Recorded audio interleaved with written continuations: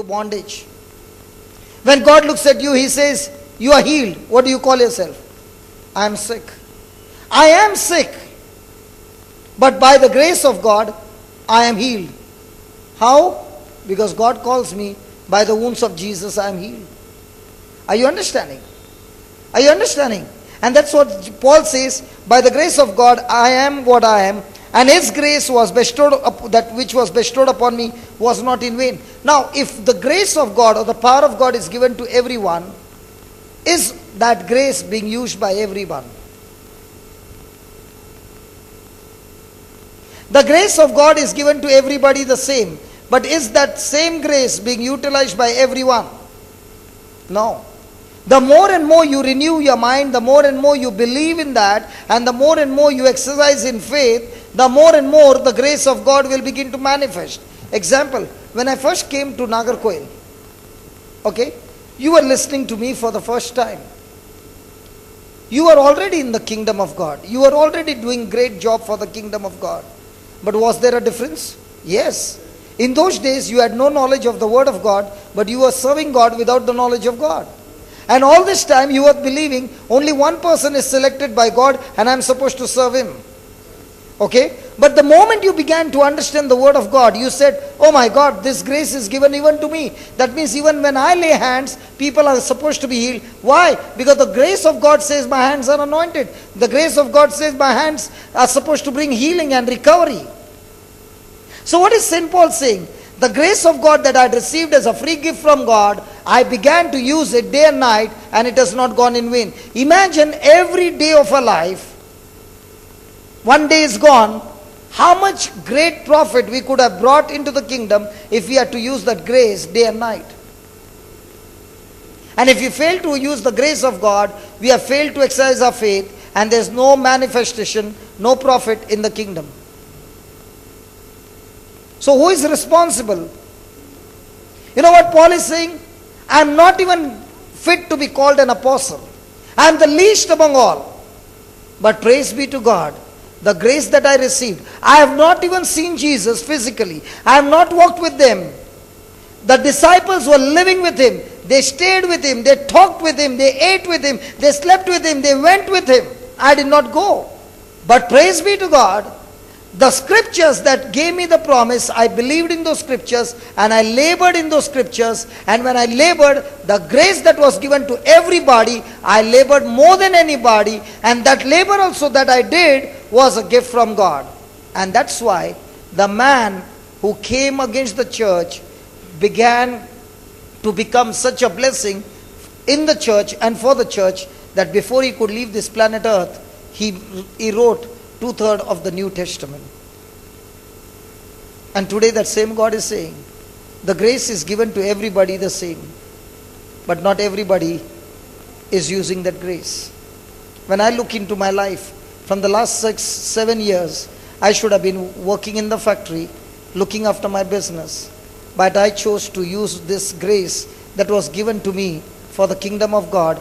And every day and every night, I am laboring in this grace, and when I see after a month, so many souls have been touched, so many lives have been changed. The same grace is given to everybody. But do you find everybody laboring in that same grace? How much of grace is going waste every day? Imagine for a person to whom God has deposited so many resources which he can bring out and use it in the kingdom of God for a great profit. And that same person, instead of bringing out that great resources that God has given for the kingdom, is using that same resources for something else. What a great loss in the kingdom. Fathers, what a great grace God has given you to be a shepherd in your parish. And every soul over there can be saved, can be changed by the grace that you begin to operate in. Think about it. You know, when you come and preach on the altar, and I come with this shirt and pant, who do you think people will believe? Me or you? They believe you more than us. Sorry? Definitely.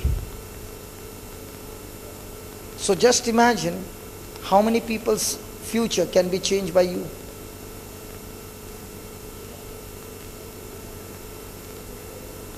And every person seated here has been given the same grace. You are 78. People have retired and are sitting at home.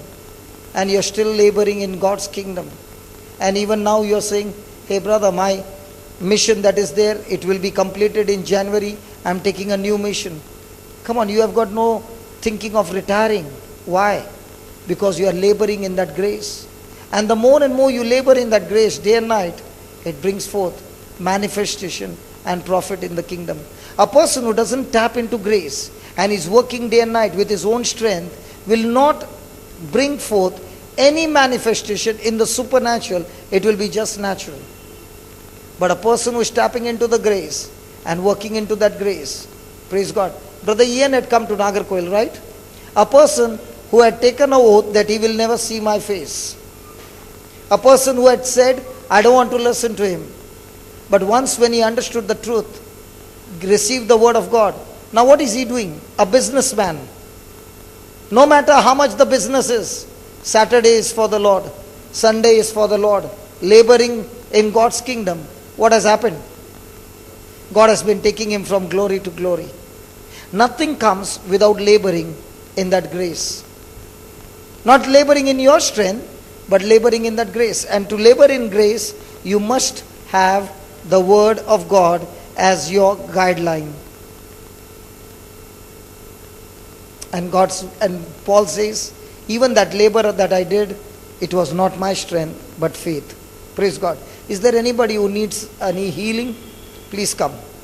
Come. Anybody else? Anybody else? Any kind of healing?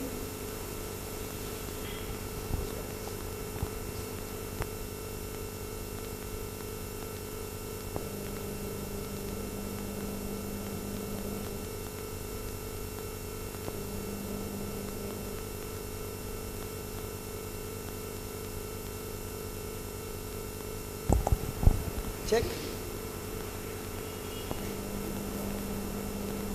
Yeah?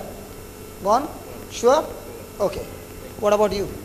I had a fall some 10 years before, and there was a swelling. Now and then there is some itching coming and it's bleeding. Thank you, Jesus, for touching her and healing her of that lump. Lord, that swelling which is there, let it be totally gone out of her. In the name of Jesus, I command this swelling be gone out of her completely for the glory of God. In Jesus' name. In Jesus' name. The itching be gone, the bleeding be gone, and the swelling is already gone in the name of Jesus. Thank you and praise you, Father, in the name of Jesus. Amen. Okay. You will only come to know after 1 or 2 days. Yes. What happened to you?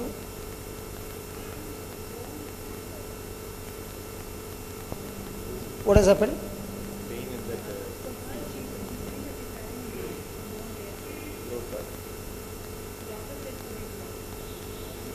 Okay, there is pain.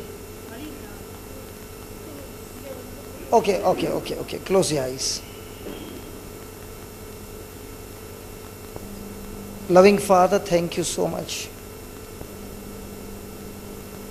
I thank you, Almighty God, for your anointing removes the burden and destroys the yoke of the enemy. Your word is the sword of the Spirit. Just translate that, baby.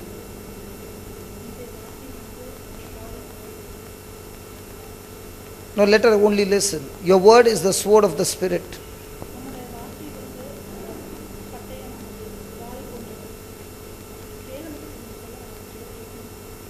And that sword of the Spirit is right now chopping off that extra bone.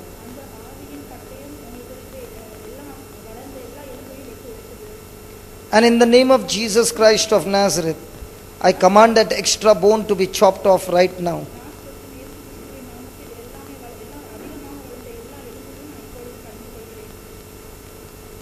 I command every pain to go out of her legs right now in the name of Jesus. கால்ல இருக்கிற எல்லா வலியும் இயேசு கிறிஸ்துவின் நாமத்தில் நான் வெளியே போகுமாறு கட்டளையிடுகிறேன்.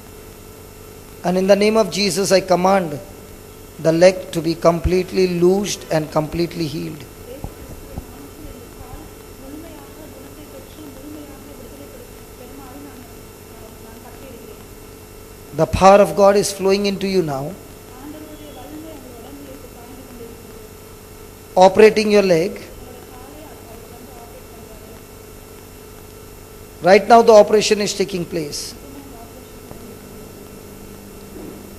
And the bone has been cut off. அந்த அதிகமாக வளர்ந்த எலும்பு வந்து எடுத்து And the pain is gone. பனி போயிடுச்சு. And you are completely healed. முழுமையாக குணம். Jesus loves you. இயேசு உங்களை நேசிக்கிறார். And Jesus has healed you. இயேசு உங்களை In Jesus' name. இயேசுவின் Now move your legs.